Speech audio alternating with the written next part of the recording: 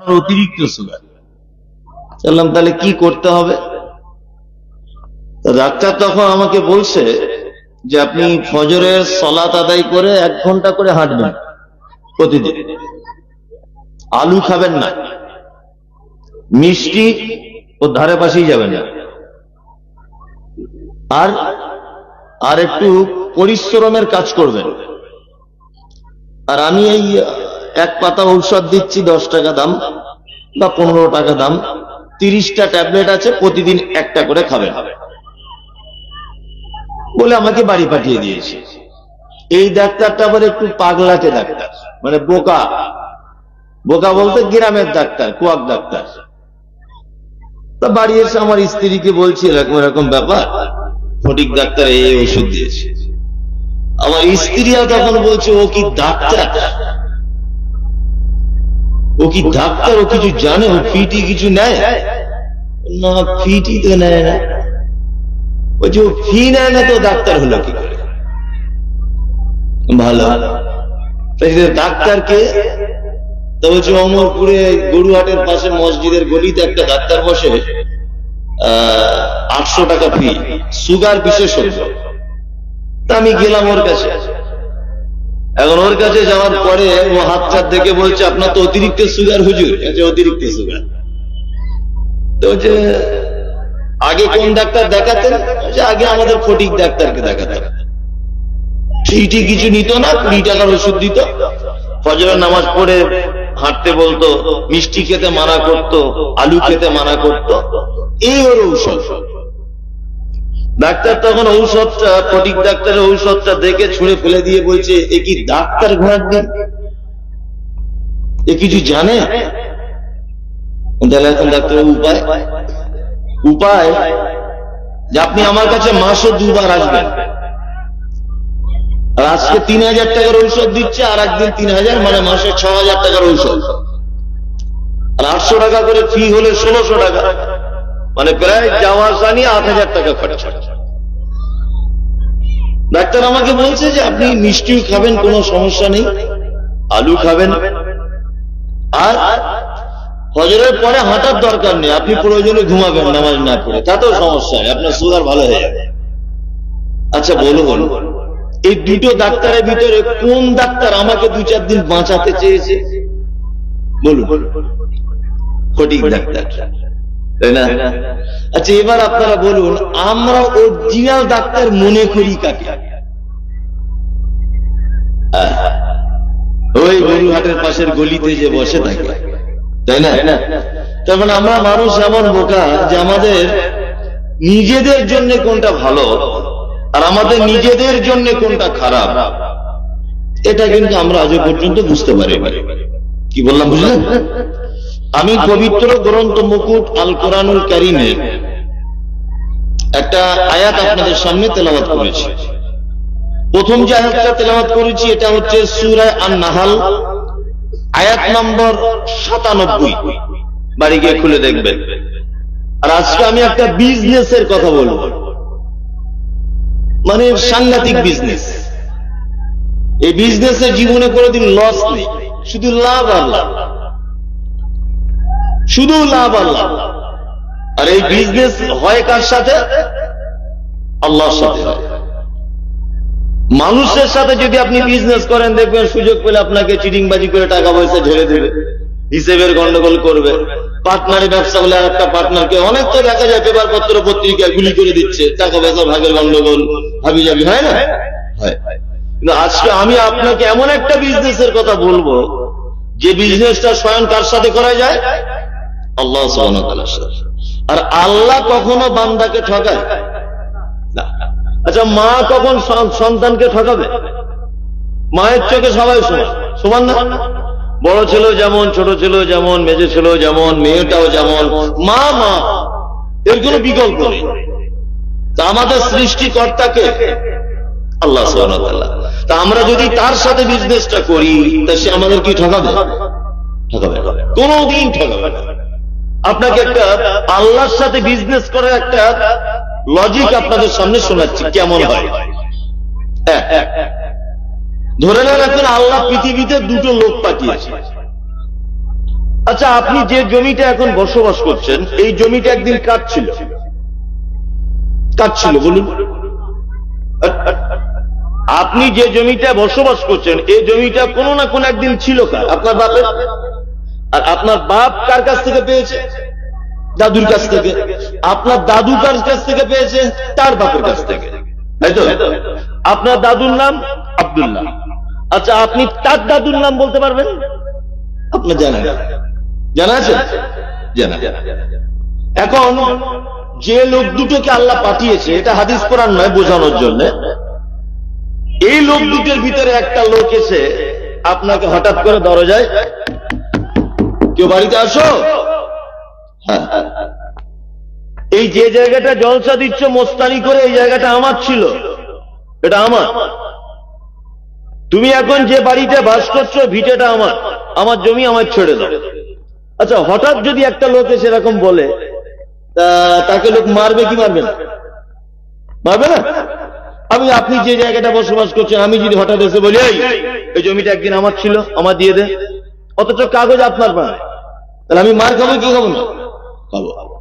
মানে এই জমিটার একদিন অরিজিনাল মালিক ওই ছিল, কিন্তু ও মারা গেছে, তার ছেলে পেয়েছে, তার ছেলের নামে হয়ে গেছে, তার ছেলের নামে হয়ে গেছে, তার বাপের ছেলের নামে হয়েছে, সেই সূত্রে আপনি পেয়েছেন। কিন্তু আজ থেকে 20 বছর বা 20টা লোক আগে এই জমিটা ওরই ছিল। ও যদি এসে বলে অরিজিনাল এই জমিটা আমারই ছিল, তা মার খাবে কি খাবে না? এবার আপনাকে একটা কথা বলি, আপনাদের গ্রামের যে মসজিদটা, এই জায়গাটা কেনা হয়েছিল না কেউ না কেউ দান করেছিল? দান করেছিল, তাই না? হ্যাঁ। তাহলে যে লোকটার নামে আজ থেকে 200 বছর আগে জমির দলিল ছিল, ওর দলিল কেটে আপনার বাপের নামে হয়েছে, আপনার দাদুর নামে, তার নাম কেটে আপনার বাপের নামে হয়েছে, আপনার বাপের থেকে কেটে আপনার নামে হয়েছে, আপনার থেকে কেটে আপনার বেটার বর্তমান নামে চলছে। তাহলে একটা জমির কাগজের নাম অনেক পরিবর্তন হয়েছে। এখন পিছনের কেউ এসে যদি বলে জমি আমার, সে মার খাবে, তবে কি খাবে না? আপনার গ্রামের মসজিদটা 200 বছর আগে দান করেছে এই গ্রামের আব্দুল্লাহ, 200 বছর আগে। আচ্ছা, 200 বছর আগে যে লোকটা দান করেছে আব্দুল্লাহ, আচ্ছা তারই নামে দলিলটা আজও আছে না দলিল পরিবর্তন হয়েছে? কোনটা? তারই নামে আছে। জমি আবার কারুর নামে দ্বিতীয়বারে বিক্রি হয় নাকি? হয়? হয় না? মসজিদ বিক্রি হয়? মসজিদ আপনার গ্রামে মসজিদটা জীবনে বিক্রি হবে? হবে না। তাহলে আব্দুল্লাহ যে জমিটা দান করে গিয়েছিল, এটা কিয়ামত পর্যন্ত প্রমাণ থাকবে এই জমির দাতাকে আব্দুল্লাহ। কারণ ও বিজনেস করেছিল কার সাথে? আল্লাহ সুবহানাহু ওয়া তাআলার সাথে। এই কথাটা যে কত দামি কথা বললাম, আপনি কেমন ভাবে নিয়েছেন বলতে পারবো না। আল্লাহু আকবার। মানে আপনি যে জিনিসটা এখন দিয়ে যাচ্ছেন মসজিদ বা মাদ্রাসায়, এইটা পরিবর্তন করার ক্ষমতা পৃথিবীর কারো নেই। আচ্ছা, নেই। আল্লাহ সুবহানাহু ওয়া তাআলা পবিত্র কোরআনের ভিতরে বলছেন, কি বলছেন? মান আমিলা সালিহাম মিন যাকারিন আও উনসা ওয়া হুয়া মুমিনুন।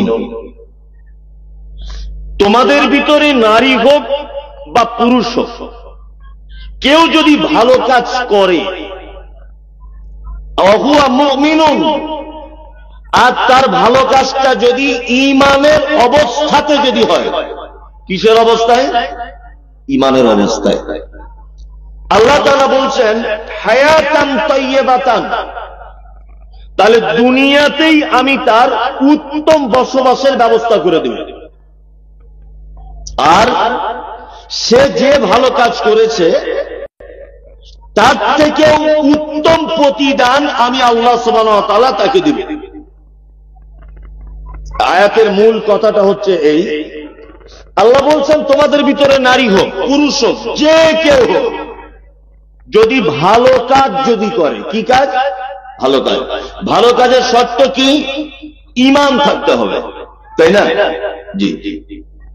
তার মানে কোন ঈমানদার লোক ছাড়া কারো ভালো কাজ আল্লাহর দরবারে গ্রহণ করা হয় না।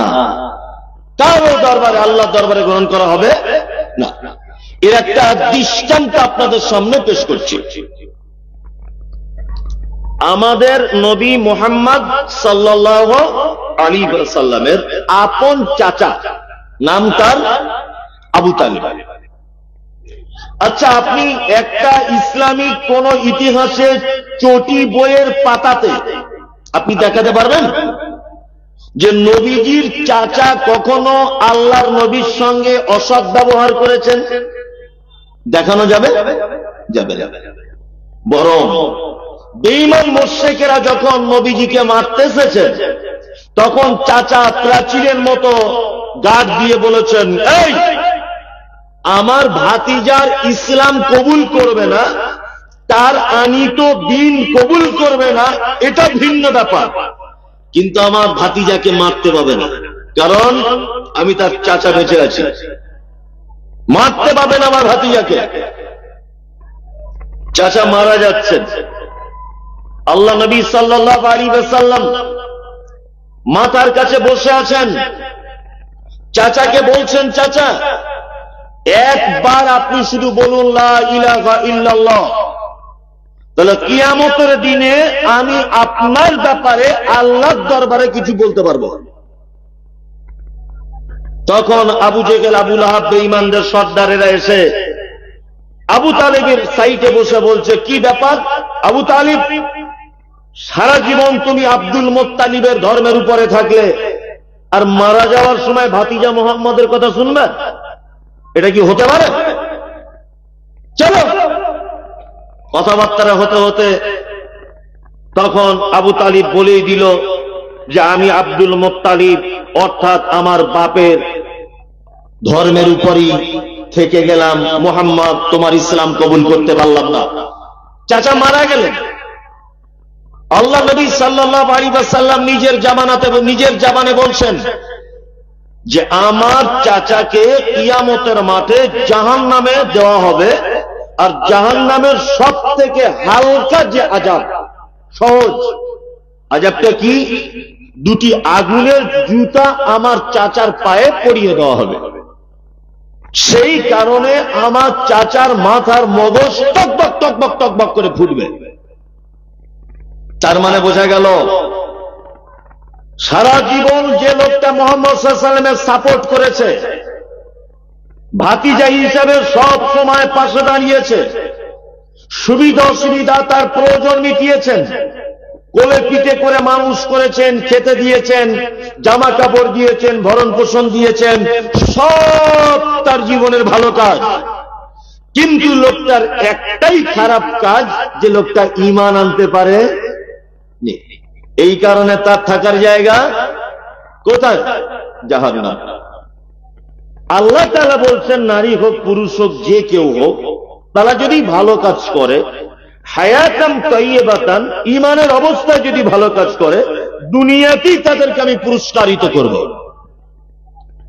আখিরাতে তো যা দিব, দুনিয়াতেই পুরস্কার দিয়ে দিব। আল্লাহু আকবার। আমাদের মাঝে একজন নবী ছিলেন, নবীটির নাম হচ্ছে নূহ আলাইহিস সালাম। নাম শুনেছেন? ওনার 4 বেটা। কটা? 4। হাম, শাম, ইয়াফাজ, কিনান। 4টে মাত্র বেটা। 3টে বেটা মোটামুটি ঠিক আছে, একটা বেটা খুব বদমাশ, নাম তার কিনান। কিনান না? কিনান। কিনান ঈমান এনেছিল। নূহ আলাইহিস সালাম জান্নাতে নিয়ে যেতে পারবেন? পারবেন না। আমাদের মাঝে একজন নবী ছিলেন, ওনার নাম ইব্রাহিম আলাইহিস সালাম। বাপের নাম আযর। আযর তো দেবদেবীর পূজা যা করত ও নিজে ঠাকুর তৈরি করে বাজারে বিক্রি করত। নবী ইব্রাহিম জান্নাতে নিয়ে যেতে পারবেন? পারবেন? পারবেন না। কিন্তু আমাদের বর্তমানে কিছু বেঈমান ঘুরছে, যারা দাড়িওয়ালা, টুপিওয়ালা, পাঞ্জাবিওয়ালা, নামের আগে পীর, নামের পরে অমুক, হাবিজাবি, বলছে তোমরা নামাজ পড়ো আর না পড়ো, আমাদের দরবারে এসে সেজদা মেরে দাও, জান্নাত চলে যাও, আমার দাদুর জান্নাত ঠিকে নেওয়া আছে। কি বলছি বুঝতে পারছেন না? আল্লাহু আকবার। অনেক মুসলিম এরকম করছে, কি করছে না?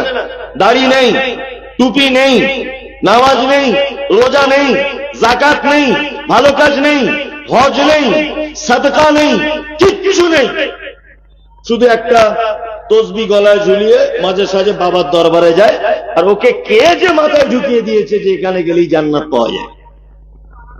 আর হুজুর বলছেও তাই যে কিয়ামতের মাঠে আমার চাচার সব শিখে নেওয়া আছে, আমাদের আলাদা নৌকা থাকবে, নৌকা করে তোমাদের ঘরে জান্নাতুল ফেরদাউসে পৌঁছে দেব।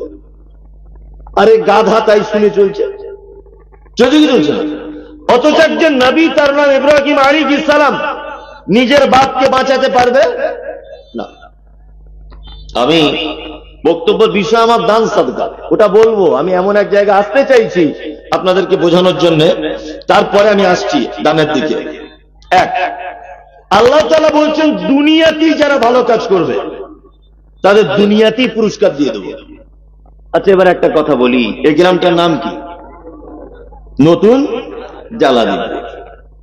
আচ্ছা, আপনারা তো মোটামুটি ইনকাম যখন থেকে করতে শুরু করেছেন তখন থেকেই তো দান ধন করেন, না? এখানে না দেন, মাদ্রাসায় দেন, মসজিদে দেন, মক্তবে দেন, ঈদগাহে দেন, কবরস্থানে দেন, দান কি দেন না? আচ্ছা, এই গ্রামের একটা লোক আছে যে আমি আজকের মসজিদে, গত বছর মসজিদে 1000 টাকা দিয়েছিলাম, আর বাড়িতে আমার বাক্স তো 2000 টাকা রাখা ছিল, দিয়ে দেখছি হঠাৎ ওটা 5000 টাকা হয়ে গেছে। এরকম কেউ দেখেছেন? দেখেননি। অথচ আল্লাহ তাআলা বলছেন যারা দুনিয়ায় ভালো কাজ করে তাদের প্রাইজ কোথায় দিই? দুনিয়াতেই দিয়ে দিই, আখিরাতে তো যা দিব, দুই জায়গা পুরস্কার দেব, দুনিয়াতেও দিব, আখিরাতেও দিব। তার একটা দৃষ্টান্ত আপনাদের সামনে পেশ করছি, খুব মনোযোগ দিয়ে শুনবেন। ছোট্ট একটা হাদিস। আল্লাহ নবী সাল্লাল্লাহু আলাইহি ওয়াসাল্লাম গেলেন কোথায়? মিরাজে। কোথায়? মিরাজে। তা জান্নাতের ভিতরে আল্লাহ রাসূল সাল্লাল্লাহু আলাইহি ওয়াসাল্লাম জান্নাতের বাইরে বাইরে ঘুরছেন। জান্নাতের ভিতরে দেখছেন একটা যুবক ছেলে, ঠিক যেমন বুট জুতো পরলে ঠক ঠক করে আওয়াজ হয়, ঠিক তেমন জান্নাতের ভিতরে হাঁটছেন। আল্লাহ রাসূল জিবরিলকে ডেকে বলছেন, জিবরিল, এই লোকটি কে? কে এখন জান্নাতে ঢুকে গেল, কে? তখন জিবরিল বলছেন, আল্লাহ রাসূল, এটা আপনার মসজিদের মুয়াজ্জিন, নাম তার হযরত বেলাল। আল্লাহু আকবার। বেলাল কে? ওই ইথিওপিয়ার একজন কালো ছেলে, ঠোঁটগুলো মাটির দিকে ঝোলা, দেখতে একেবারেই খারাপ, তার ভিতরের ঈমানের এত তেজ। জিবরিল আমিন বলছেন, আল্লাহ রাসূল, ওটা কে? বলছে ওটা হচ্ছে হযরত বেলাল। আরো লম্বা চড়া ঘটনা আছে, ওটা পরে বলবো। আল্লাহ রাসূল ফেরত এলেন। ফজরের সালাতের পরে আল্লাহ রাসূল হযরত বেলালকে ডেকে বলছেন, বেলাল, বেলাল, আরে তোমাকে আমি জান্নাতের ভিতরে দেখে এসেছি, বলো তো বেলাল, তুমি জীবনে কি ভালো কাজ করো, কি ভালো কাজ করো বলো। হযরত বেলাল বলছেন, আল্লাহর নবী গো, আমি একজন গোলাম, আমাকে আযাদ করেছেন হযরতে আবু বকর সিদ্দিক। আল্লাহ রাসূল, আমি দান এবং সাদকার ব্যাপারে আগিয়ে থাকতে পারি না, কোন রকম ভাবে ভালো কাজে আমি আগাতে পারি না, কারণ আমি একজন নিঃস্ব। আল্লাহ রাসূল, আপনার অন্যান্য সাহাবীরা দান করে, সাদকা করে, অনেক ভালো কাজ করে, কিন্তু আমি তেমন ভালো কাজ করতে পারি না। ও দয়ার নবী গো, আমার জীবনে একটাই শুধু ভালো কাজ আছে, সেটা হচ্ছে এই যে দিনের বেলা যতবার ওযু ভেঙে যায় আমি ততবার ওযু করে 2 রাকাত করে নফল সালাত আদায় করি। বিশ্ব নবী বলছেন, বেলাল রে, বুঝতে পেরে গেছি আল্লাহ তোমার এই ছোট আমলটাই এত বেশি খুশি হয়েছে যে তোমার মতো একজন বেলালকে আগে থেকে জান্নাতের ভিতরে রেডি করে রেখেছে। আগে থেকে রেডি তোমার মতো বেলাল। আমল কি করত? ছোট্ট আমল, ওযু ভেঙে গেলে ওযু করে নিত, 2 রাকাত করে নফল সালাত আদায় করত, তাই না? এইবার আপনাকে বাস্তবতাটা মেলাচ্ছি। আল্লাহ বলছেন দুনিয়াতে পুরস্কার দিব। আচ্ছা বলুন তো, তখন হযরত বিলাল বেঁচে ছিলেন কি ছিলেন না? ছিলেন। বেঁচে থাকা অবস্থা আল্লাহ রাসূল কোথায় দেখছে? জান্নাতে। আল্লাহু আকবার। এগুলো কি ভাবনাতে আসে? ভাবনাতে আসে না।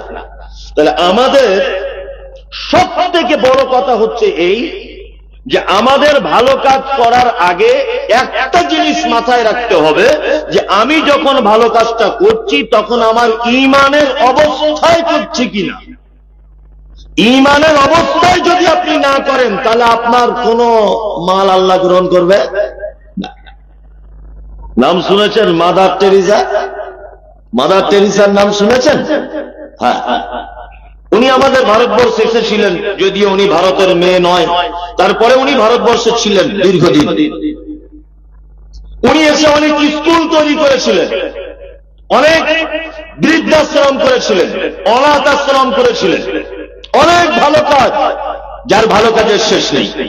আপনারা জানেন যে ভারতবর্ষের অনেক ধনীর ভিতরে একজন ধনী রতন টাটা কিছুদিন আগে চলে গেছেন না?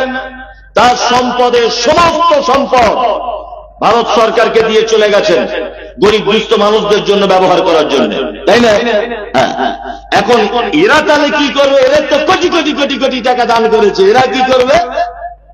আল্লাহ সুবহানাহু ওয়া তাআলা আল্লাহু আকবার পবিত্র আল কোরআনের ভিতরে বলছেন যে কিয়ামতের দিনে প্রত্যেক আমলকারীদের কাছে আমি যাব, প্রতিটা আমলকারীদের কাছে গিয়ে জিজ্ঞাসা করে বলবো, তুমি যে দান করেছিলে, তুমি তোমার নেকিটা দেখতে চাও? এই রতন টাটা, তুমি যে 1 কোটি টাকা দিয়েছিলে কোন এক স্কুল গরিবের বাচ্চা পড়ার জন্য, ওই দেখো পাহাড় সম পরিমাণ নেকি, এটা তোমার রতন টাটা। মাদার টেরিজা গরিব অসহায় বাচ্চাদের জন্য স্কুল তৈরি করেছিলে, ওই দেখো 2টো পাহাড় সম পরিমাণ নেকি, ওটা তোমার জন্য রাখা আছে। আল্লাহ তাআলা তারপরে জিজ্ঞেস করে বলবেন, এই তোমরা কি ঈমান এনেছিলে? তারা তখন বলবে না, আল্লাহ ঈমান আনতে পারেনি। কোরআনের শব্দ এসেছে হাওয়া মানসুরা, তাদের ওই সমস্ত পাহাড় নেকি সাথে সাথে ধুলার ন্যায় ধূলিসাৎ করে দেওয়া হবে। কিয়ামতের মাঠে তাদের নেকি কোনো কাজে আসবে না। হিন্দু দান করলে নেকি পায়, খ্রিস্টান ভালো কাজ করলে নেকি পায়, আদিবাসী ভালো কাজ করলে নেকি পায়, বেঈমান ভালো কাজ করলে নেকি পায়, মুশরিক ভালো কাজ করলে নেকি পায়। কিন্তু ওর ভালো কাজ আর ঈমানদারের ভালো কাজের ডিফারেন্স এতটুকুই যে তার ভালো কাজ কিয়ামতের মাঠে কোনো কাজ করবে না, আর ঈমানদারদের ভালো কাজ কিয়ামতের মাঠে কাজ করবে। তাই তো? কিয়ামতের মাঠে কাজ করবে। এইবার আমি আপনাদেরকে কয়েকটা ভালো কাজের কথা বলবো, কয়েকটা বেশ অনেক ভালো কাজের কথা বলবো। তার ভিতরে একটা ভালো কাজ পবিত্র আল কোরআন আল্লাহ তাআলা বলছেন, পৃথিবীর মানুষের কাছে 4টে ভালো কাজের কথা আল্লাহ তাআলা উল্লেখ করছেন। কটা? এক, আল্লাহ বলছেন আল্লাযীনা ইউনফিকুনা ফিস সাররাই ওয়াজ যাররাই ওয়াল কাযিমিনাল গায়যা ওয়াল আফিনা আনিন নাস ওয়াল্লাহু ইউহিব্বুল মুহসিনিন। আল্লাহ বলছেন 4টে ভালো কাজ আছে পৃথিবীতে। কটা? তার 1 নম্বরে ভালো কাজ আল্লাযীনা ইউনফিকুনা ফিস সাররাই ওয়াজ যাররাই। ভালো কাজের 1 নম্বর ভালো কাজ হচ্ছে এই, তার অভাবে, সচ্ছলতায়, অসচ্ছলতায়, ধনী অবস্থায়, গরিবী অবস্থায় আল্লাহ রাস্তায় খরচা করে। এটা হচ্ছে পৃথিবীর সবথেকে বড় ভালো কাজ। আপনাদেরকে একটা কথা বলি, দুনিয়াতে যত রকমের পাপ আছে, যত রকমের পাপ, আচ্ছা বলুন তো, যে সমস্ত পাপের ব্যাপারে আল্লাহ সুবহানাহু ওয়া তাআলা কাফারা অর্থাৎ জরিমানা করেছেন, জরিমানা দিতে বলেছেন, তার ভিতরে সর্বপ্রথম বা দ্বিতীয় কোন জিনিসটা ব্যবহার করেছেন জানা নেই। এই দেখুন, আপনাদেরকে একটা কথা বলি, পবিত্র আল কোরআনে সূরা মুজাদালা বলে একটা সূরা আছে। এই সূরা আল্লাহ সুবহানাহু ওয়া তাআলা একটা ঘটনা বর্ণনা করছেন। আমি ঘটনাটা কেটে দিয়ে বলছি। কেউ যদি তার স্ত্রীকে যদি বলে, তোমার হাতটা একদম আমার মায়ের মতো, তোমার মুখটা আমার মায়ের মতো, তোমার চোখ দুটো আমার মায়ের মতো, আচ্ছা বলুন তো এটা পাপ না পাপ নয়? হ্যাঁ, শুধু পাপ নয়, এটা এত বড় পাপ, এত বড় পাপ আপনি ধারণা করতে পারবেন না। এ পাপ এত বড় পাপ একটা লোক যদি তার স্ত্রীকে বলে যে তোমার হাতগুলো, তোমার মুখগুলো, তোমার চোখটা, তোমার পাটা আমার মায়ের মতো, এই কথাটা শুধু যদি মুখ থেকে যদি বলে দেয়, তার জরিমানা হচ্ছে ফাতাহরিরু রাকাবাতিন মিন ক্বাবলি আন ইয়াতামাসসা। সে যতক্ষণ না পর্যন্ত একটা গোলামকে নিজের টাকা দিয়ে কিনে তাকে মুক্ত করে না দেবে, ততক্ষণ পর্যন্ত মিন ক্বাবলি আন ইয়াতামাসসা, সে ততক্ষণ পর্যন্ত তার স্ত্রীর গায়ে কাজ করতে পারবে না। কি বললাম বুঝলেন? গোলাম আজাদ করতে হবে। ফামান লাম ইয়াজিদ ফাসিয়ামু শাহরাইন মুতাতাবিআইন। 2 নম্বর জরিমানা, যদি সে গোলাম আজাদ করতে যদি না পারে, তাহলে পরস্পর 2 মাস তাকে রোজা রাখতে হবে তার স্ত্রীর গায়ে হাত দেওয়ার আগে। এরকম পাপী কিন্তু আমাদের ভিতরে ভিতরে আছে, এগুলো আমাদের জানা নেই, তাই আছে না? 2 মাস রোজা রাখার জরিমানা। যদি ঠিক 42 দিনের মাথাতে একটা রোজা অসুখের কারণে ভেঙে গেছে, আবার কি করবেন? আবার প্রথম থেকে শুরু। ঠিক 59 দিনের মাথাতে একটা রোজা ভেঙে গেছে কোনো কারণে, আবার প্রথম থেকে শুরু করতে হবে। কারণ শাহরাইনে মুতাতাবিআইন, পরস্পর পরস্পর মাঝখানে কোনো বিরতি দেওয়া যাবে না। তারপরে কি, যদি সে 1 মাস 2 মাস সিয়াম যদি পালন করতে না যদি পারে, তাহলে কি করবে? ফাইন লাম ইয়াস্তাতি ফাইতামু 60 মিসকিন, তাহলে সে 60 জন মিসকিনকে খাওয়াবে। জরিমানা কটা? 3টা। 3টার মধ্যে যে কোনো একটা তাকে করতে হবে। এক হচ্ছে গোলাম আজাদ করতে হবে, তাই তো? 2, 60টা সিয়াম পালন করতে হবে। গোলাম আজাদ যদি না করতে পারে, 60টা সিয়াম পালন করতে হবে। 3, 60টা যদি সিয়াম পালন করতে না যদি পারে, ফাইন লাম ইয়াস্তাতি ফাইতামু 60 মিসকিন, তাহলে সে 60 জন কি মিসকিনকে খেতে দেবে। তাহলে এটা একটা মারাত্মক পাপ, তাই তো? এই পাপ থেকে বাঁচার জন্য আল্লাহ তাআলা জরিমানা কি করছেন? 1, তোমার নিজের পয়সা থেকে তুমি একটা গোলামকে আজাদ করে দাও, এটা একটা সাদকা, এটা একটা দান। 3 নম্বরে কি বলছেন? ফাইন লাম ইয়াস্তাতি, আল্লাহ তাআলা বলছেন এইটা যদি তোমরা না পারো, 60 মিসকিন, 60 জন মিসকিনকে খাওয়াও। তা গরিব মানুষকে খাওয়ানো এটা একটা সাদকা না? সাদকা। পৃথিবীতে যত রকমের পাপ আছে, সমস্ত পাপ থেকে ক্ষমা চাওয়ার আগেই আপনি সাদকা করে দেন পাপের জন্য, অবশ্যই আপনার পাপকে মিটিয়ে দেওয়া হবে। এইবার আপনাকে একটা কথা বলি, আপনি হজ করতে গেছেন, হজ করতে গিয়ে কোনো কারণে কোনো একটা ত্রুটি হয়েছে, কোনো একটা ত্রুটি, কুরবানি দিতে ভুলে গেছিলেন, নয় আপনি তওয়াফ করতে করতে মিস করে দিয়েছেন, নয় আপনি সাফা মারোয়া দৌড়াতে ভুল করে দিয়েছেন। তা ভুলের তো একটা জরিমানা আছে, আছে না? নেই? ভুলের জরিমানা কি না? ভুলের জরিমানা প্রথমে হচ্ছে আপনার 10টা সিয়াম পালন করতে হবে 10 দিন। কতদিন? 10 দিন। 10 দিন যদি সিয়াম পালন করতে যদি না, ভুল বললাম, প্রথমে আপনাকে সাদকা করে দিতে হবে। কাফারা হিসাবে কি করতে হবে? সাদকা। আর ওইখানে মক্কাতে থাকা অবস্থায় 3টে রোজা রাখতে হবে, সিয়াম পালন করতে হবে। আর মক্কা থেকে বাড়ি এসে আবার আপনাকে 7টা সিয়াম পালন করতে হবে। তাহলে টোটালে কটা সিয়াম? 10টা। আর প্রথমে আল্লাহ রাসূল কি বলেছেন? সাদকা করে দাও, প্রথমে সাদকা করে দাও। তাহলে এটা একটা ভুল আপনি হজের মধ্যে করেছেন। ভুলের জরিমানা কি? প্রথমে সাদকা, তারপর ওখানে থাকা অবস্থায় 3টে রোজা, বাড়ি এসে 7টা। অনেক সময় আমরা কসম করি, বলি না যে আল্লাহর কসম করে বলছে এই কাজটা আমি করব, কিন্তু অনেক সময় কসম রক্ষা করতে পারি না। পারি? পারি? পারি না।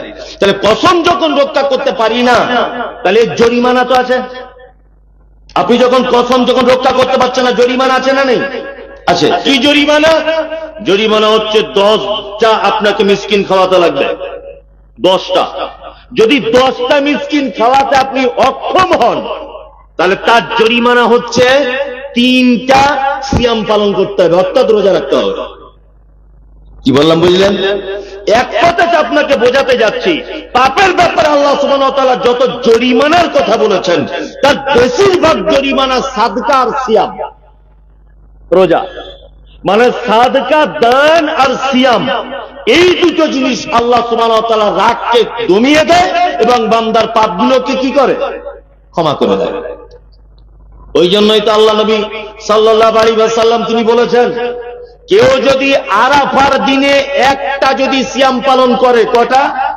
একটা, তাহলে বিগত বছরের গুনাহ এক, আর আগামী বছরের গুনাহ 2 বছরের গুনাহ তাকে ক্ষমা করে দেওয়া হবে।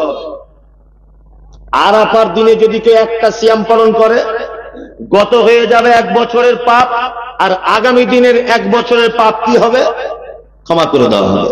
আর কেউ যদি মানে মুহররমের সময় যদি 2টি সিয়াম যদি পালন করে, আশুরা, তাই তো, তাহলে তার গত হয়ে যাবে 1 বছরের পাপ কি করা হবে? ক্ষমা করে দেওয়া হবে। এটা নফল সিয়াম। আর ফরজ সিয়ামের ব্যাপারে কি বলছেন আল্লাহ নবী সাল্লাল্লাহু আলাইহি ওয়াসাল্লামের হাদিস সহিহ বুখারী, মান সামা রমাজানা ঈমানান ওয়া ইহতিসাবান গুফিরা লাহু মা তাকাদ্দামা মিন যামবি।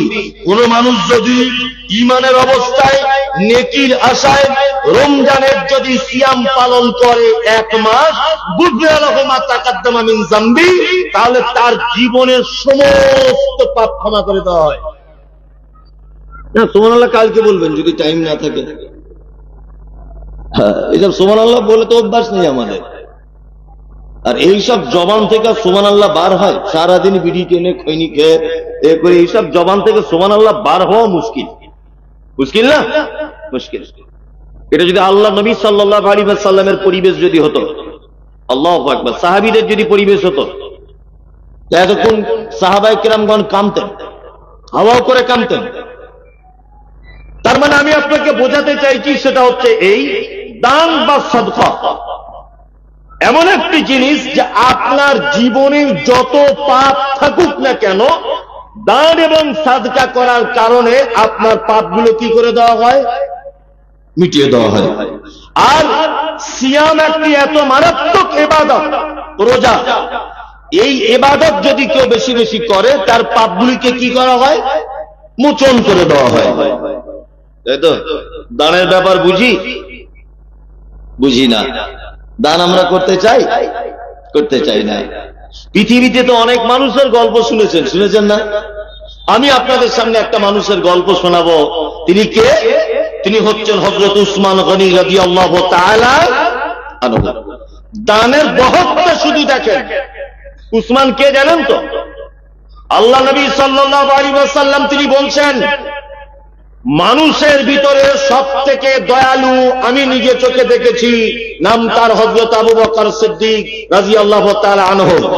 2 দিনের ব্যাপারে সবথেকে কঠিন নাম হলো তার হযরত উসমান, হযরতে ওমরে ফারুক রাদিয়াল্লাহু তাআলা আনহু। আর মানুষের ভিতরে সবথেকে লজ্জাশীল মানুষ কে? হযরতে উসমান গনি রাদিয়াল্লাহু তাআলা আনহু। আল্লাহু আকবার। একটা হাদিস মনে পড়ে গেল, সহিহ মুসলিমের 2442 নম্বর হাদিস। আম্মা জান আয়েশা সিদ্দিকা রাদিয়াল্লাহু তাআলা আনহা হাদিসটি বর্ণনা করছেন। আম্মা জান আয়েশা বলছেন যে হযরত উসমান কেমন ছিলেন। আম্মা জান আয়েশা বলছেন যে একদা আল্লাহ রাসূল বাড়িতে আছেন, আমি দেখলাম যে আল্লাহ রাসূলের লুঙ্গিটা হালকা একটু উঠে আছে। কি বললাম বুঝলেন? আল্লাহ রাসূল বাড়িতে আছেন আর লুঙ্গিটা হালকা একটু কি উঠে আছে। দরজায় কে? দরজার বাইরে থেকে আওয়াজ এলো, আমি হলাম আবু বকর। বিশ্বনবী বলছেন, আবু বকর তুমি বাড়ির ভিতরে চলে এসো। বাড়ির ভিতরে চলে এলেন। আল্লাহ রাসূল যেভাবে ছিলেন পায়ের লুঙ্গিটা তোলা অবস্থায় ওইভাবেই আছেন। তারপরে দরজায় আওয়াজ, কে? না হযরতে ওমর। আল্লাহ রাসূল বলছেন, বাড়ির ভিতরে চলে এসো ওমর। আবু বকর কে? না আবু বকর আম্মা জান আয়েশার আব্বা। আর হযরত ওমর কে?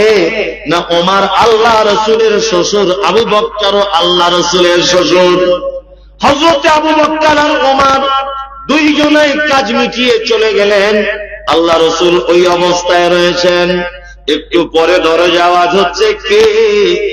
দরজার বাইরে থেকে আওয়াজ এলো, আমি হলাম হযরতে উসমান। আম্মা জান আয়েশা বলছেন, উসমানের গলার আওয়াজ শুনে আল্লাহ রাসূল তাড়াতাড়ি করে উঠে পড়লেন, লুঙ্গিটা ঠিক করলেন, জামা কাপড় ঠিক করলেন। হযরত উসমান আল্লাহর নবীর সঙ্গে কথা বলার পরে চলে গেলেন। আম্মা জান আয়েশা বলছেন, ইয়া রাসূলুল্লাহ, আমার জানতে বড় ইচ্ছা করছে এটা, আবু বকর আমার আব্বা যখন আপনার কাছে এসেছে আপনি ওই অবস্থায় ছিলেন, আর ওমর যখন এসেছে ওই অবস্থায় ছিলেন, আপনি উসমানকে দেখে কেন তাড়াহুড়ো করে জামা কাপড় ঠিক করলেন? বিশ্ব নবী বলছেন, আয়েশা রে, আমি কি ওই লোকটাকে দেখে লজ্জা করবো না, যে লোকটাকে দেখে আসমানের ফেরেশতারা লজ্জা পায়? উসমানকে দেখে লজ্জা পায় কে? ফেরেশতারা পর্যন্ত লজ্জা পায়। হযরত উসমান তিনি যখন গোসলখানাতে গোসল করতেন, নিজের পরনের পোশাকটা পর্যন্ত খুলতেন না, তার উপরেই পানি দিয়ে গোসল করতেন। সারাদিন যখন বাড়িতে থাকতেন, তখন বাড়িতে যখন থাকতেন ঘরের দরজা লাগিয়ে থাকতেন, এত লজ্জা করতেন হযরত উসমান। এই দেখুন হযরত উসমানের কাহিনী বলি। আমাদের বর্তমান বাজারে তো অনেক দানি আছে, দানি আছে না? অনেক দানিকে দেখতে পাওয়া যায়। আর এবার আপনাকে আমি একটা দানি দেখাচ্ছি, শুনুন। আল্লাহু আকবার। আল্লাহ নবী সাল্লাল্লাহু আলাইহি ওয়াসাল্লাম তাবুকের যুদ্ধে ডাক দিলেন। কোথায়? তাবুক।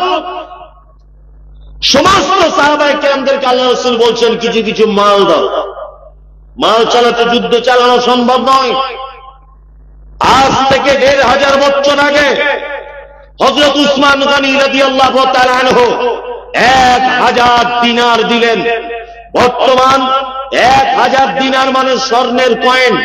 এই ১০০০ স্বর্ণের দিনার যদি বর্তমান সময়ে মানে ওজন যদি করা যায়, ৪ কেজি ২৪০ গ্রাম তার ওজন হবে। ৪ কেজি ২৪০ গ্রামের সোনার দাম কত হিসাব করুন। এখন ৮০,০০০ টাকা ১০ গ্রামের যদি দাম হয়, ১ কেজির দাম কত হয়? ৮০ লাখ টাকা, তাই তো? ৮০ লাখ টাকা। তাহলে ৪ কেজি আপনি যদি ধরেন, ৪ কেজির দাম ৪×৮ = ৩০, তাই না? ৩,২০,০০,০০০ টাকা।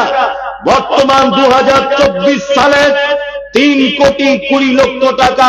আজ থেকে ১৫০০ বছর পিছনে যদি চলে যান, আমার মনে হয় ৩,২০,০০,০০০ টাকার সারা ভারতবর্ষটা কেনা যেত। কেনা যেত না? কেনা যেত।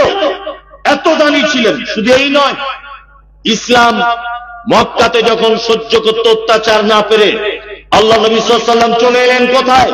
মদিনার জমিনে। মদিনায় এসে মুসলিমরা বিপাকে পড়ে গেছে। খাবারও অভাব, পানিরও অভাব। খাবারও নাই, কি পানিও নাই।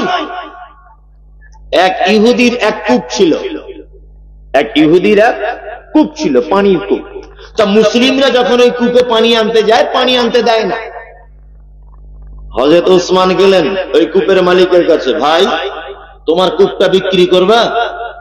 কূপটা বিক্রি করবা? বলছে না, বিক্রি করবো না। মানে মুসলিমদের কষ্ট দেওয়ার জন্য ইহুদিটা বলছে, বিক্রি করবো না। আচ্ছা তাই। হযরত উসমান আবার গেলেন, গিয়ে বলছেন, কূপের অর্ধেকটা বিক্রি করুন, আমরা একদিন পানি পান করব, আর আপনি একদিন পানি নেবেন। বলছে না, তাও বিক্রি করবো না। বারবার যাবার পরে হযরত উসমান গনি রাদিয়াল্লাহু তাআলা আনহু ওই কূপটা ওই মালিকের কাছ থেকে, ইহুদি মালিকের কাছ থেকে কিনে নিয়েছিলেন। কত টাকায়? কত টাকায়? ৩৫,০০০ দিরহাম। দিরহাম মানে চাঁদির পয়সা। ১ দিরহাম সমান যদি এখন ২৩-২৪ টাকা হয়, মোটামুটি ৮,০৫,০০০ টাকা বর্তমান ২০২৪ সালে তার মূল্য। আজ থেকে ১৫০০ বছর আগে ৮,০৫,০০০ টাকার কূপ ক্রয় করে মুসলিম ইমামদারদের মাঝখানে তিনি দিয়েছিলেন। আজও পর্যন্ত সেই হযরত উসমানের কূপ মদিনাতে রয়েছে, কূপটির নাম হচ্ছে বীরে রুমা। এই মুমতাজুল ইসলাম আল্লাহ আমার মতো গুনাহগারকে সেই কূপ দেখিয়ে এসেছেন। সেই কূপের চারিদিকে আছে খেজুরের বাগান, খেজুরের গাছ, আর সেই কূপ থেকে আজও পর্যন্ত পানি নিয়ে খেজুরের গাছের গোড়ায় দেওয়া হয়। আপনারা বিশ্বাস করবেন কি জানি না, সোশ্যাল মিডিয়াতে সার্চ করে দেখবেন আমি যে কথাগুলো বলছি। সারা আরবের মাটিতে আজও পর্যন্ত হযরত উসমান গনির নামে ব্যাংকের অ্যাকাউন্ট আছে।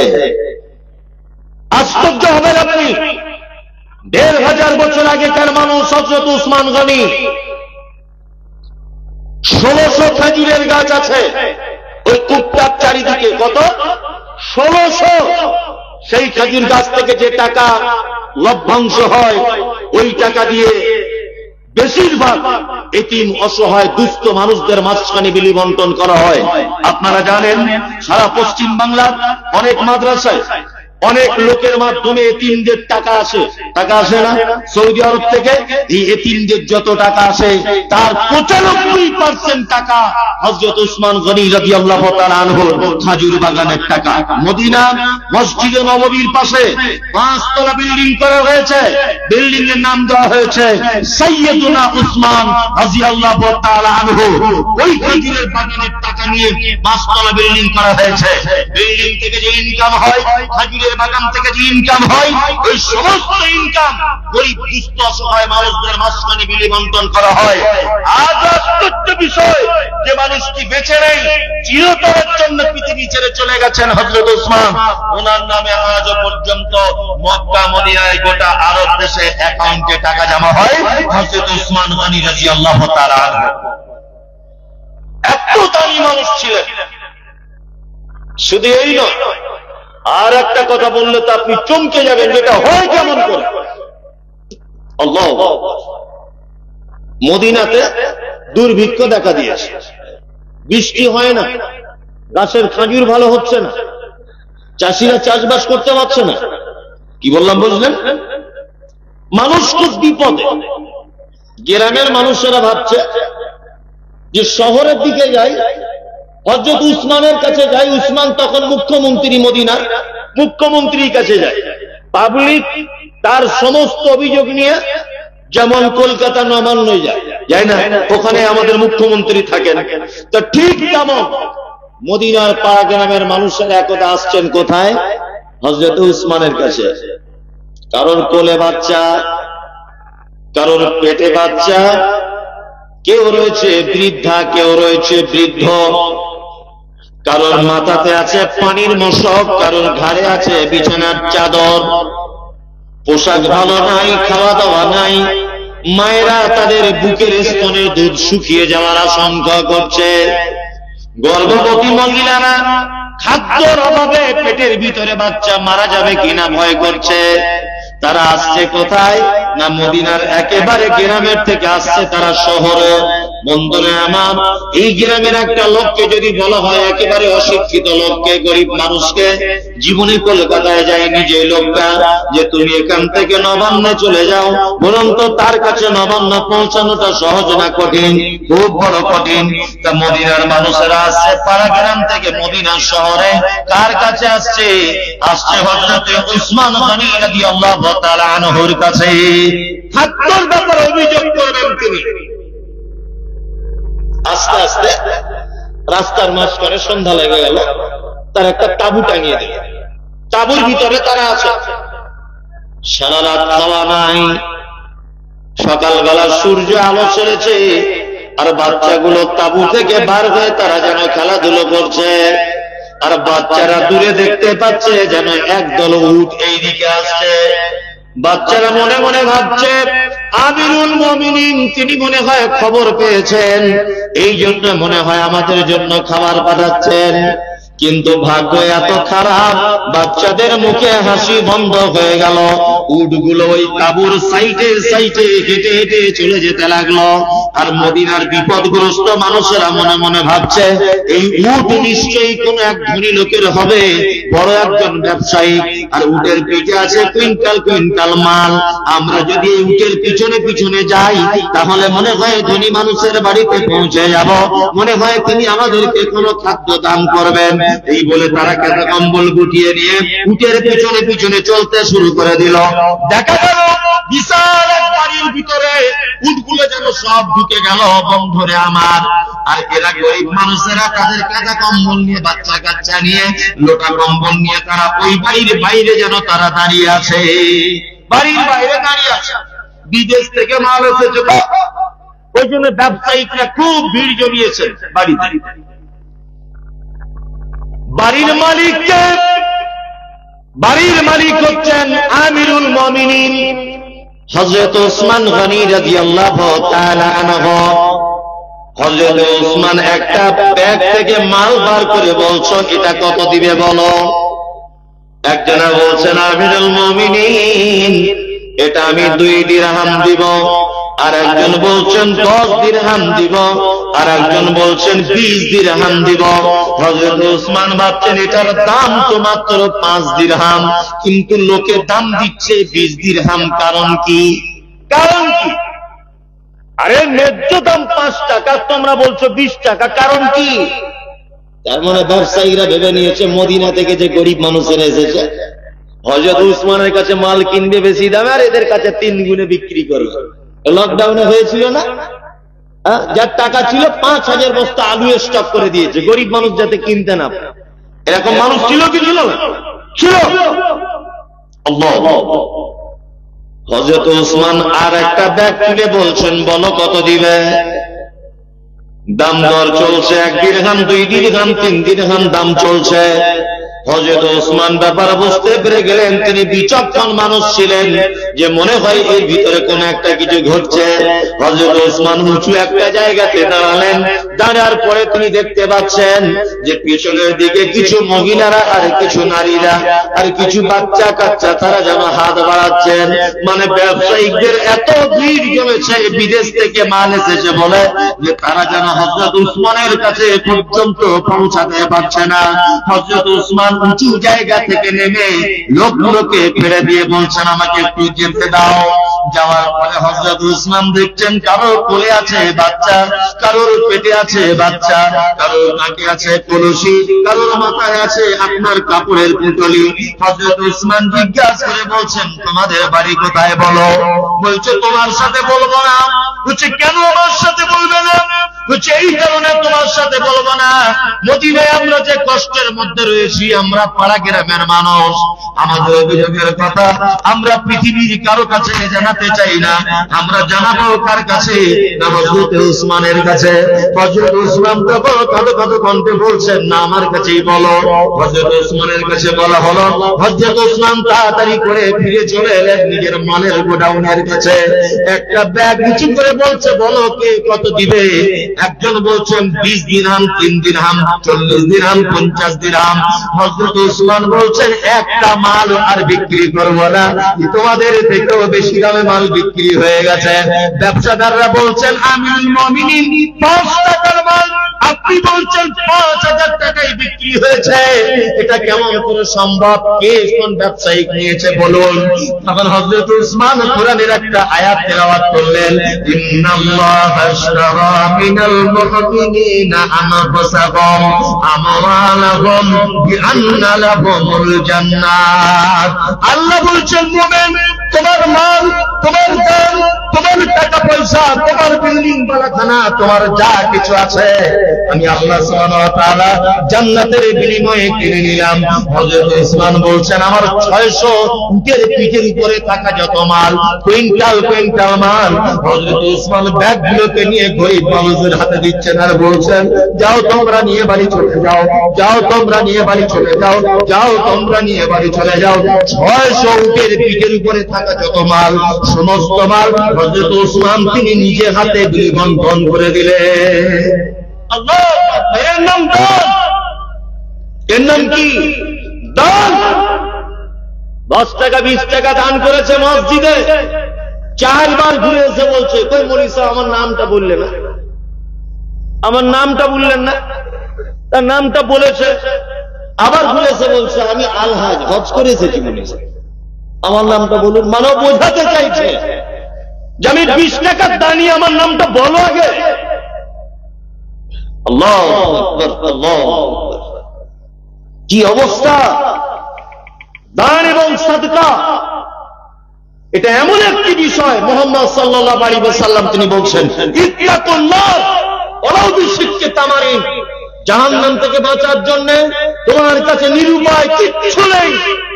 আল্লাহ নবী সাল্লাল্লাহু আলাইহি ওয়াসাল্লাম তিনি বলছেন, খেজুর খাচ্ছিলে, খেজুর অর্ধেক খেয়েছো, আর অর্ধেক খেজুর রয়েছে, ওই অর্ধেক খেজুরটা আল্লাহর রাস্তায় দান করে দাও, তার বিনিময়ে বলেও তোমরা জাহান্নামের আগুন থেকে বাঁচো। তার মানে পৃথিবীতে যত দামি ইবাদত রয়েছে, তার মধ্যে সবথেকে দামি ইবাদতের নাম কি? দান এবং সাদকা, তাই না? আপনাদেরকে আর একটা চমৎকার হাদিস শোনাই। হাদিস বলবো, একটা চমৎকার একটা ঘটনা, দেখবেন এর থেকে অনেক শিক্ষা আছে। বলি, বলছি, ওই যে প্রথমে বলে এসেছিলাম কি, যে আল্লাহ নবী সাল্লাল্লাহু আলাইহি ওয়াসাল্লাম মিরাজে গিয়ে কাকে দেখেছিলেন জান্নাতে? হযরতে বেলালকে। আল্লাহ রাসূল বলছেন, আমি বেলালকে দেখার পরে জান্নাতের আরো একটু আগিয়ে গেলাম। আগিয়ে যাওয়ার পরে দেখলাম একজন মহিলা, পর্দানাসীন মহিলা, আর একটা মহিলার সঙ্গে জান্নাতের ভিতরে গল্প করছেন, কথা বলছেন। আমি জিবরিলকে বললাম, জিবরিল, ওই মহিলাটাকে যে জান্নাতের ভিতরে আমি নিজে তাকে দেখতে পাচ্ছি, তার গলার আওয়াজটা বড় পরিচিত পরিচিত মনে হচ্ছে, মহিলার নাম কি? জিবরিল আমিন বলছেন, ইয়া রাসূলুল্লাহ, ওটা আর কেউ নয়, ওর নাম হচ্ছে রুমাইসা, আর ওর ডাক নাম হচ্ছে উম্মে সুলাইম, আর ওর স্বামীর নাম হচ্ছে আবু তালহা। স্বামীর নাম কি? আবু তালহা। আল্লাহু আকবার। এটা কে উম্মে সুলাইম? হযরত আনাসের মা, হযরত আনাস রাদিয়াল্লাহু তাআলা আনহু। হযরত আনাস কে? না, আল্লাহর নবী সাল্লাল্লাহু আলাইহি ওয়াসাল্লামের 10 বছর তিনি সেবা যত্ন করেছেন। কত বছর? 10 বছর। এই আনাসের মায়ের নাম কি? উম্মে সুলাইম। এর আরেকটা ভাই ছিল, তার নাম উমাইর, তার নাম উমাইর। এই উমাইর কে? না, এই উমাইর হচ্ছে উম্মে সুলাইম, অর্থাৎ আপনার রুমাইসার বেটা। আল্লাহু আকবার। জান্নাতে দেখলেন কাকে? একজন পর্দানাসীন মহিলাকে। আল্লাহ নবী ফেরত এলেন, বেলালকে জিজ্ঞাসা করেছিলেন বেলাল, তারপরে একে জিজ্ঞাসা করছেন কে? আবু তালহা রাদিয়াল্লাহু তাআলা আনহুকে। দান কত মারাত্মক, সাদকা কত মারাত্মক আপনাকে বোঝাই। আল্লাহর নবী আবু তালহাকে ডেকে বলছেন, আবু তালহা, আবু তালহা, একটা কথা বলবো। তো বলছে, আল্লাহ রাসূল বলুন। বলছে, জান্নাতের ভিতরে তোমার স্ত্রীকে দেখেছি আবু তালহা, তোমার স্ত্রী আর একজন মহিলার সঙ্গে জান্নাতের ভিতরে কথা বলছিল, আমি দেখে এসেছি। জীবনে কি ভালো কাজ করেছো বলো তো? হযরত আবু তালহা তখন বলছেন, আল্লাহ রাসূল, মনে আছে সেই দিনের ঘটনা, হঠাৎ করে একজন মেহমান এসেছে মসজিদে। কি বললাম বুঝলেন? আল্লাহ রাসূল আবু তালহাকে বলছেন, আবু তালহা, আমার বিবিদের বাড়িতে একবার খোঁজ নাও তো, খাবার দাবার আছে কি দেখো তো। তো হযরত আবু তালহা বলছেন, তখন আল্লাহ রাসূলের 11 জন বিবি ছিল। কতজন? 11 জন। হযরত আবু তালহা বলছেন, 11 জন বিবির বাড়ি থেকে ঘুরে এলাম, একজনের বাড়িতেও কোনো খাবার নাই। আল্লাহ। মদিনার তখন মুখ্যমন্ত্রী কে? মুহাম্মদ সাল্লাল্লাহু আলাইহি ওয়াসাল্লাম। আমাদের অবস্থা কি? আমাদের নেতাদের অবস্থা? আগে আন্ডার প্যান্ট পরে ঘুরত, আগে আন্ডার প্যান্ট পরে ঘুরত। এইবার ভোটে জেতার পরে দেখছি বুলেট গাড়ি চেপে ঘুরছে। টাকা কি বাপের ছাপা কল আছে? মানুষ বুঝে না এগুলো। আর একটু উপর পোস্টে গেছে তো, যা আমি BMW তে ঘুরছে, কোটি টাকা দাও, টাকা আছে কোথা থেকে? এগুলো মানুষ বুঝতে পারে না। অনেক জলসাতে দেখেছি, অনেক জলসাতে বক্তাদের খাওয়া দাওয়ার ব্যবস্থা গ্রামের সব থেকে ধনী লোকের বাড়িতে হয়। জিজ্ঞাসা করছি যে ভাই এত সুন্দর বাড়ি টাড়ি কি করেন? বলছে 3 বারের প্রধান আমি। আর কিছু করেন? না, আর কিছু করি না। প্রধানের বেতন তো এখন 5,000 না 6,000। তাই এত রাজপ্রাসাদ বাড়ি, আপনার বাড়ির ডাইনিং টেবিলের দাম তো 1.5 লাখ টাকা। এটা আসে কোথা থেকে? ডাইনিং টেবিল যেটা আছে তার দাম 1.5 লাখ টাকা। টাকা আসে কোথা থেকে? এটা আমাদের নেতাদের চরিত্র। কি বললাম বুঝলেন না? আর মুহাম্মদ সাল্লাল্লাহু আলাইহি সাল্লাম তিনি ছিলেন নেতা, তাই না? 11 জন বিবির বাড়িতে কোনো খাবার নাই। আল্লাহ রাসূল তখন ভরা মজলিসে বলছেন সাহাবীদের উদ্দেশ্য করে, সাহাবীরা তোমাদের ভিতরে কি কেউ আছো যে এই মেহমানের মেহমানদারি করাবে? আল্লাহ তার খাজিবে বরকত দিবে, আল্লাহ তার মালে বরকত দিবে। কেউ আছো? সবার আগে আবু তালহা হাত তুলে দিয়ে বলছেন লাব্বাইক। আল্লাহ রাসূল আমি প্রস্তুত। বাড়িতে খাবার আছে কিনা একবারে খোঁজ নেন। কি বললাম বুঝলেন? আমাদের অবস্থা কি বর্তমান? মসজিদে 2টো অন্ধ লোক এসেছে, জুম্মার দিনে নামাজ পড়ছে। সেক্রেটারি একবারে এরকম করে দেখছে, মোতাল্লি একবারে এরকম করে। সবাই ঘর চলে, লাস্ট ইমাম সাহেব বলছে একটু ব্যবস্থা করো, অন্ধ লোক এসেছে। কেউ ব্যবস্থা করে আল্লাহু আকবার, কেউ না। অনেক সময় হয় না এগুলো? কেন এই চরিত্র কেন আপনার? আপনাকে তো আগেও বলেছি, জুম্মার দিন আপনার স্ত্রীকে বলে দিবেন আমাদের বাড়িতে একজন খাবে। কেউ আসেনি, দেখতে পাচ্ছেন কেউ আসেনি। একটা ফেরিওয়ালা আচার বিক্রি করতে এসেছিল, ওই মুর্শিদাবাদের ওই প্রান্তে বাড়ি, ভগবান গোলার দিকে আচার বিক্রি করে পাড়ায়। তা ও মুসলিম লোক মসজিদে জুম্মার নামাজ পড়তে এসেছিল, আচারওয়ালাটাকে বাড়ি রেখে নিয়ে যায় যে ভাই তুমি আমার বাড়িতে একটু ডাল ভাত খাবে। আর একটা বুদ্ধি বলে দিই, জামাই আসলে ফোন করে আসে 1 সপ্তাহ আগে, ফোন করে না, মা আমি যাচ্ছি। 10 দিন আগে ফোন করেছে, মা আমি আসবো, দিশি মুরগা লাগবেই, ও ফরজ। যদি না করেন তাহলে জামাই রাগ করবে। কিন্তু হঠাৎ করে 2টো অন্ধ লোক এসেছে মসজিদে, ওরা কি ফোন করে এসেছে? আসেনি। তাহলে আপনার বাড়িতে ডাল আছে আর ওই পালং শাকের তরকারি, তাই খাবে। সুবিধা তো, মেহমান খাওয়ানো সব থেকে সুবিধা। অথচ বরং আপনার জামাইয়ের সাথে 2টো বন্ধু চলে এলে তারা খাদ্যর বদনাম করবে না? কিন্তু এ বদনাম করার সুযোগ পাবে না, কোনো বদনাম করার সুযোগ পাবে না। খুব বেশি যদি হয়, মুদিখানার দোকান থেকে 5 টাকার একটা ডিম কিনে আপনার স্ত্রীকে বলবেন একটু ডিমটা ভেজে দাও, মেহমানটা খাবে। খুব সহজ না কঠিন? সহজ, খুব সহজ। আবু তালহা বলছেন আমি মেহমানটাকে নিলাম। দেখুন মজার ঘটনা কেমন, এটা হাদিস। আবু তালহা বলছেন বাড়ি গেলাম, আছো কেউ? আছো? আবু তালহার স্ত্রী বলছেন হ্যাঁ। দরজা খুললেন, দরজা খুলে তখন দেখছেন স্বামীর সাথে আর একজন মেহমান। আবু তালহা বলছেন বিবি বাড়িতে কি কোনো খাবার আছে বলো? আবু তালহার স্ত্রী বলছেন হে আল্লাহর রাসূলের সাহাবী আবু তালহা, বাড়িতে 2টা বাচ্চা ছেলের খাবার আছে। এই 2টা বাচ্চা ছেলের খাবার ছাড়া আর কোনো খাবার নাই। তখন আবু তালহা বলছেন প্রাণ প্রিয়া বিবি শুনে নাও, সাথে একজন মেহমান আছে, আর এই মেহমান জাতা মেহমান নয়, এই মেহমান হচ্ছে বিশ্ব নবী জনাব রাসূলুল্লাহ সাল্লাল্লাহু আলাইহি ওয়াসাল্লামের মেহমান। 11 জন বিবির বাড়ি থেকে ঘুরে এসেছি, নবীজির বাড়িতে খাবার নাই, আর আমাদের বাড়িতে তো তবু খাবার আছে, তুমি খাবার পাকাও। হযরত আবু তালহা তার স্ত্রীকে বলছেন বাচ্চাগুলোকে ঘুম পাড়িয়ে দাও। আবু তালহার স্ত্রী বলছেন অনেক চালাকি করে কৌশল করে বাচ্চাগুলোর মাথায় হাত দিয়ে তাদেরকে ঘুম পাড়িয়ে দিলাম। আবু তালহা তখন বলছেন 2টি বাচ্চা ছেলের খাবারে রুটি বানাও, তরকারি বানাও। খাবার রুটি তরকারি বানানো হলো। 2টি বাচ্চা ছেলের খাবার বন্ধু কতটা হতে পারে? অল্প খাবার। আল্লাহ রাসূলের হাদিস, বাড়িতে যখন মেহমান আসবে তুমি মেহমানের সাথে বসে খাবে। মেজমান আর মেহমান একসঙ্গে বসে খেতে হবে, এটা সুন্নাত। কি বললাম বুঝলেন? এটা কি সুন্নাত। আপনার বাড়িতে যদি আমি যাই, আপনি আমাকে খেতে দেবেন, সাথে আপনিও খাবেন। যদি না খান এতে একটা আবার বিপদ আছে। কি বিপদ? আপনি ধনী মানুষ, একটা ভিখারিকে ধরে নিয়ে বাড়ি গেছেন, ভালো করে বুঝবেন, আপনি যদি তার সাথে না খান, ভিখারি মনে মনে কি ভাববে, যে নিশ্চয় আমি গরিব মানুষ বলে আমাকে যা তা করে দিয়েছে, ওরা নিশ্চয়ই ভিআইপি কিছু খাবে, ভাববে কি ভাববে না? অথচ একই খাবে। যাতে এই ভাবার অবকাশটা তার না হয়, এই কারণে বাড়িতে কোনো মুসাফির যাক, অন্ধ লোক যাক, ফকির মিসকিন যাক, আপনি তার সাথে বসে খাবেন। আল্লাহু আকবার, আল্লাহ পর্যন্ত খুশি হয়ে যাবে। কি বললাম বুঝলেন? চলুন।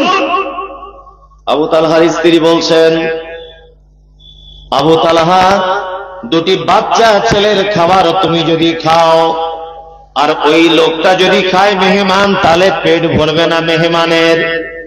আবু তালহা বলছেন, বিবি রে, দ্বিতীয়বার খাদ্য দেওয়ার নাম করে খাবারের মাঝখানে যে প্রদীপ জ্বলবে, মানে ঘটনা রাতের বেলা, এই প্রদীপটা আমি ফুঁক দিয়ে নিভিয়ে দিব, আর আমি এমনিতেই মুখে তুলবো তরকারি আর রুটি, আর এমনিতেই গালটাকে নাড়বো, কিন্তু আমি খাবো না।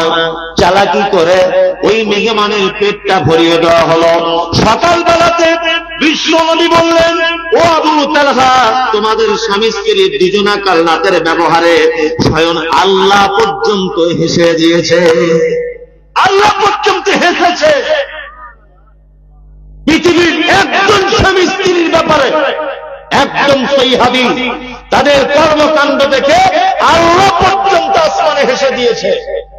এই কি অবস্থা! আল্লাহ নবী কোরআনের আয়াত বললেন, মান আমিলা সালিহাম মিন যাকারিন আও উনসা ওয়া হুয়া মুমিনুন ফালা নুহিয়ান্নাহু হায়াতান তাইয়্যিবাতান ওয়া লা নাজজিআন্নাহুম আজরাহুম বিআহসানি মা কানু ইয়ামালুন। আল্লাহ বললেন, নারী হোক এবং পুরুষ হোক, তোমরা যদি কেউ ভালো কাজ করো, আমি আল্লাহ হায়াতান তাইয়্যিবাতান, দুনিয়াতে প্রাইজ দিয়ে দেব। তার জ্বলন্ত প্রমাণ হচ্ছে হযরতে বেলাল, তার জ্বলন্ত প্রমাণ হচ্ছে আবু তালহার স্ত্রী। জ্বলন্ত প্রমাণ। আল্লাহু আকবার। এইবার আপনাদেরকে আমি কোরআনের আরেকটা আয়াত বলি। এক, আনফিকু মিম্মা রাযাকনাকুম মিন ক্বাবলি আন ইয়াতিয়া আহাদাকুমুল মাউত ফায়াকুলা রাব্বি লাউলা আখখারতানি ইলা আজালিন করিব ফাআসাদ্দাকা ওয়া আকুম মিনাস সালিহিন। একজন মানুষ যখন মারা যায়, তার কাছে যখন মালাকুল মউত চলে আসে, বিশ্ব নবী বলেছেন, লোকটা যদি মুমিন হয়, মোমেন যদি লোকটা হয়, মোমেন ঈমানওয়ালা যদি হয়, গিলাসের তলায় পানি থাকলে পানিটা যেমন ঢেলে দেওয়ার পরে টাইম লাগে না বা বোঝা যায় না পানিটা পড়লো কিনা, অল্প পানি যদি থাকে গিলাসের ভিতরে, আপনি যদি পানিটা ফেলে দেন সহজে বোঝা যাবে না যে পানিটা পড়ে গেল। বিশ্ব নবী বলছেন যে একজন মুমিনের আত্মাকে যখন মালাকুল মউত বার করে, তখন এত সহজ করে, আর একজন মুমিন নয়, একজন বদমাইশ লোকের জানটা যখন বার করে, তখন যেন তার সমস্ত ভিতরের আপনার হাড় পাঁজর, সমস্ত রকমের রগগুলো যেন ছিঁড়ে বার হয়ে আসে, আর মুমিন মানুষটা যেন চিৎকার করতে থাকে, আর সে যেন চরম পর্যায়ের কষ্ট পায়। চরম পর্যায়ের কষ্ট পায়। আমরা কি করি তখন? দে বুবু একটু গালে পানি দে, চাচার গালে একটু গরম দুধ দে, চাচার গালে একটু কি করে পানি দে, ঠান্ডা পানি দেয় কি দেয় না। কিন্তু বন্ধুরে, ও কেন এরকম করে আর কেনই বা অত কষ্ট পায়? আল্লাহ বলেন, ওই লোকটা তখন বলতে থাকে, আনফিকু মিম্মা রাযাকনাকুম মিন ক্বাবলি আন ইয়াতিয়া আহাদাকুমুল মাউত ফায়াকুলা, জান বার হয়ে যাওয়ার আগে যখন কষ্ট হয়, ও তখন বলে, ফায়াকুলা রাব্বি লাউলা আখখারতানি ইলা আজালিন করিব ফাআসাদ্দাকা ওয়া আকুম মিনাস সালিহিন। আল্লাহ গো, তুমি দুনিয়াতে আমাকে আর কিছুদিনের জন্য টাইম দাও, আমি গিয়ে একটু দান করে আসি, আমি গিয়ে একটু সাদকা করে আসি, আমি গিয়ে গরিব মানুষকে একটু খিলিয়ে আসি, আমি মসজিদের কাজ হবে একটু করে দিয়ে আসি, মাদ্রাসায় কাজ হবে, আমাকে আল্লাহ তুমি একটু সুযোগ দিয়ে দাও। কিন্তু আল্লাহ বলছে বান্দারে 60 বছর সুযোগ দিয়েছি, আর কোন সুযোগ পাই না, তোমার সুযোগ শেষ হয়ে গেছে। তার মানে একটা মানুষ মরার আগে দেখবেন তার যদি খুব বেশি কষ্ট হয়, খুব বেশি যদি কষ্ট পায়, ও তখন বলে ফায়াকুল রাব্বি লাউলা ফারতানি ইলা আজালিন করিব ফাসাদদাকা ওয়া কুম মিনাস সালিহিন। আল্লাহ আমাকে একটু সুযোগ দাও, আমি দান করব কিছু মাল, আমি কিছু মাল সাদকা করে আসবো, দান করে আসবো, আল্লাহ তুমি আমাকে সুযোগ দাও। এই এদিকে ফিরুন, পৃথিবীতে যত ইবাদত রয়েছে সব থেকে সহজ ইবাদত, সব থেকে সহজ অল্প টাইমে ইবাদত করা যায় কি কাজ? দান। ওই লোকটা মরার আগে যদি বলতো আল্লাহ আমাকে সুযোগ দাও 2 রাকাত নামাজ পড়ে আসি, তাহলে ওকে পবিত্র হতে হবে, ওকে ওযু করতে হবে, তারপরে 2 রাকাত নামাজ পড়তে মিনিমাম 10 মিনিট টাইম লাগবে কি লাগবে না?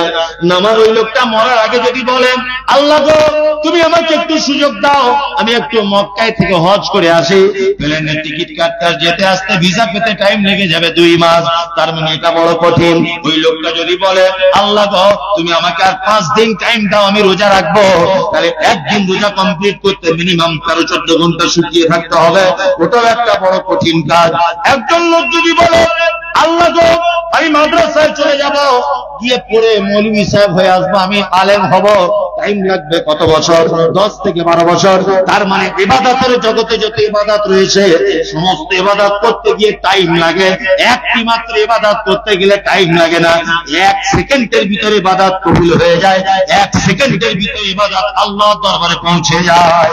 গরিব মানুষ রাস্তায় হাত পেতেছিল, ফটাং করে একটা 500 টাকা নোট বার করে দিল, টাইম লাগলো? খুব জোর হলে 2 সেকেন্ড টাইম লাগে।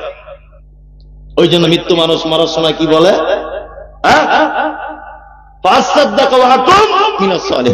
আল্লাহ আমি যদি দান করার সুযোগ দাও আমাকে, আল্লাহ দান করার সুযোগ।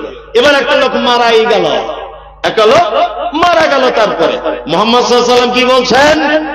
আল্লাহ রাসূল বলেছেন একজন মানুষ যখন মারা যায় তার কবরে 3টে জিনিসের নেকি পৌঁছাতে থাকে। কটা? ইযা মাতাল ইনসান ইনকাতা আনহু আমালুহু ইল্লা মিন সালাসাতিন ইল্লা মিন সাদাকাতিন জারিয়াতিন আও ইলমিন ইয়ামতাফাউ বিহি আও ওয়ালাদিন সালিহিন ইয়াদউ লাহু। একজন মানুষ মারা যাওয়ার পরে তার কবরের ভিতরে 3টে জিনিসের নেকি পৌঁছাতে থাকে। 1 নম্বরে নবীজি বলেছেন সাদাকাতুন জারিয়াতুন। সাদকা জারিয়া, সাদকা জারিয়া বুঝেন?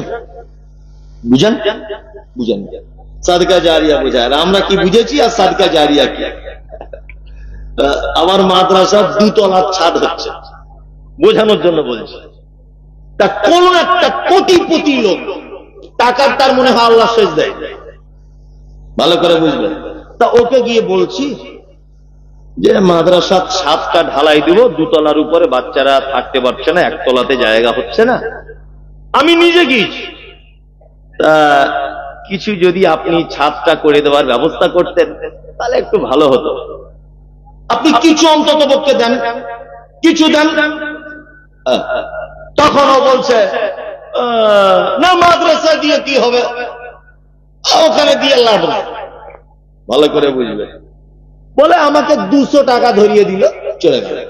কিছুদিন পর লোকটা মারা গেল, তার বেটারা 2 লক্ষ টাকা খরচা করে 3000 লোককে বিরিয়ানি করে খাইয়েছে, বাপ মারা গেছে বলে। কি বলছি বুঝতে পারছো না? পরে শুনতে পেলাম যে 2-3 হাজার লোক খাইয়েছে বিরিয়ানি করে, বাপ মারা গেছে। আচ্ছা বলুন তো 10 পয়সা নাকি হয়েছে? অথচ ও যদি আমার মাদ্রাসার জন্য 10,000 টাকা দিয়ে বলতো 2 কুইন্টাল রড আমার পক্ষ থেকে, তাহলে কিয়ামত পর্যন্ত সাদকা জারিয়ার নেকি পেত কি পেত না? পেত। আল্লাহ। যাই হোক, দানের ব্যাপারে আর বেশি কি বলো, রাত্রি 12টা বাজে এখন। কমিটির লোক বিচলিত হচ্ছে, আমি বুঝতে পারছি যে মেন কাজ এখন শুরু করছে না, বলি যে শুধু আজে বাজে বকছে। হ্যাঁ, লোক যদি চলে যাচ্ছে। আচ্ছা আচ্ছা, মসজিদ আপনাদেরকে একটা ছোট্ট হাদিস আল্লাহ রাসূল সাল্লাল্লাহু আলাইহি ওয়াসাল্লাম বলি, 1 মিনিট আমাকে টাইম দেন। আমাদের বাড়ি ঘরে, বাথরুমে, বাড়িতে দেখবেন একটা মৌমাছির মতো একটা পোকা মাটির বাসা করে, দেখেছেন? কি বলে ওটা? ছোট্ট ছোট্ট বাসা করে মাটি দিয়ে ঘরটা বানায়। আল্লাহ রাসূল সাল্লাল্লাহু আলাইহি ওয়াসাল্লাম বলেছেন, কেউ যদি তার অর্থ দিয়ে মসজিদের এতটুকু জায়গা যদি উঁচু করে দেয়, আল্লাহ রাসূল বলছেন তার জন্য জান্নাতে একটা রাজপ্রাসাদ নির্মাণ করা হবে। কি বললাম বুঝলেন না? তার জন্য জান্নাতে একটা ঘর নির্মাণ করা হবে। অতটুকু পরিমাণ যদি তার অর্থ দিয়েছে মসজিদকে তুলে দেয়। মসজিদের উন্নতি কল্পে জলসা। আপনাদের কাছে বিনীত অনুরোধ যে আপনারা মসজিদের জন্য আল্লাহর রাস্তে আপনাদের পক্ষ থেকে 2000, 4000, 5000 টাকা আপনারা মসজিদের জন্য ব্যয় করুন। আর একজন ভাই দিয়েছেন 500 টাকা। আল্লাহুম্মা সাল্লি আলাইহি আল্লাহুম্মা বারিক আলাইহি। ভাই কে আছেন? আর একজন দিয়েছেন 1000 টাকা। দেন ভাই, একটু আগিয়ে আসবেন, আপনারা দেন, আল্লাহর রাস্তে দেন। 100 টাকা। মানে জলসার আগে কালেকশন হয়েছে নাকি? তো কই কালেকশন তাহলে? জি, আরে আপনাদের পক্ষ থেকে কেউ একজন বলুন যে আমার পক্ষ থেকে আমি 5000 টাকা দিব, আল্লাহর রাস্তা দিব। একজন ভাই বলুন। মেয়ে মহল থেকে এসছে বেশ কিছু টাকা। ভাই আপনারা একজন আল্লাহর রাস্তা আসুন একটু মসজিদের জন্য। মুর্শিদাবাদ সম্পর্কে তো আমার ধারণা ভুল হয়ে যাবে। মুর্শিদাবাদের মানুষ তো খুবই দানি, কিন্তু এরকম কেন করছে কে জানে। জি, অন্তত পক্ষে 5,000 টাকা 2-4 জন মানুষ দেন, 20,000 টাকা হোক, আল্লাহর রাস্তায় দেন। ঠিকাদারি করেন, বড় ব্যবসা করেন, আল্লাহ মালে বরকত দিবে। দান অনেক মারাত্মক একটি ইবাদত। পৃথিবীতে যত ইবাদত রয়েছে আল্লাহর রাগকে কমাতে পারে, তার নাম সাদকা। তার নাম কি? দান। মুহাম্মদ সাল্লাল্লাহু আলাইহি ওয়াসাল্লাম বলেছেন, আস-সাদাকাতু তুরাদ্দুল বালা। সাদকা করলে বালা মুসিবত মিটে যায়। 1000 টাকা একজন দিলেন। ভাই আপনারা চলে যাচ্ছেন, আর থাকে মানুষ। একটা আদায়কারী বক্তা নিতে হতো যে শুধু আদায় করি। সবাই জানে প্রধান বক্তা মমতাজুল, ও আদায় করছে মানে আর বসে লাভ নেই, কেউ তার নাই।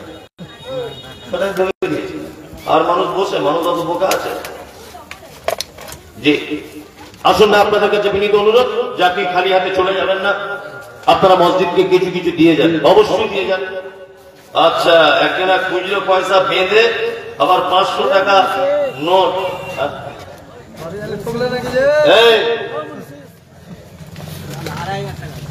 আড়াই হাজার টাকা দিয়ে দেন। আরে 2,500 টাকা নিয়ে দেন মোর্শেদের। তুমি কি করো? মুন্সি দেন, সকলেই দেন। আল্লাহর রাস্তায় কেউ চলে যাবেন না ভাই, দয়া করে বলছি। আপনারা কিছু দিয়ে তবে এখান থেকে উঠবেন, তার আগে নয়। দেন আপনারা। আরে এখনো তো একটা লোক 2,000 টাকাও দিল না। আল্লাহ, জি, এখনো তো একটা লোক 2,000 টাকাও দিল না। 2-3,000 টাকা দেওয়ার লোক মুর্শিদাবাদের মানুষ তো আছেই। জি, ইয়া রাব্বানা ইয়া রাব্বানা মরুর দোলাল মদের গিলাল আর আসবে না। ইয়া রাব্বানা ইয়া রাব্বানা মরুর দোলাল মদের গিলাল আর আসবে না। মক্কায় নবীর জন্ম হলো, আব্দুল্লাহ তার পিতা ছিল।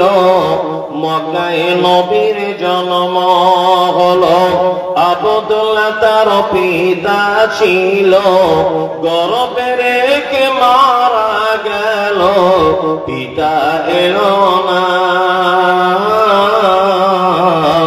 মোর দোলাল মোদের গিলাল আর আসবে না।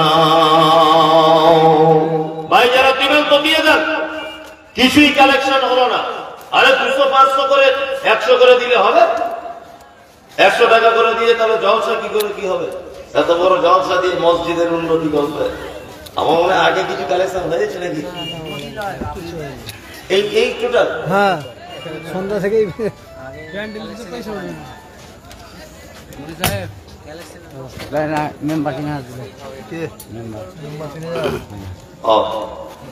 মেম্বার সাহেব 3000, ওই মেম্বার সাহেব 3000 টাকা, অন্তত 5000 টাকা দেন ভাই। কেউ তো এখনো দিল না 5000 টাকা, আপনি দেন আর কি বলবো। 2500 টাকা মুজিবুর মারা গেছে, 2500 টাকার বাবার নামে। আল্লাহুম্মা সাল্লি আলাইহি আল্লাহুম্মা বারিক আলাইহি। কালেকশনটা ঠিক 9টার দিকে শুরু করতে হতো, তাহলে কালেকশনটা একটু হয়ে যেত। এত রাত হয়ে গেছে, এখন কালেকশন হবে না। ভাই আপনারা যারা আসলে একটু দিয়ে দেন, মেহরবানি করে দেন। জি জি, সকলেই দেন, দিতে থাকুন, আল্লাহর রাস্তায় দেন। আপনারা দেন, একজন ভাই আসছে দেন। জি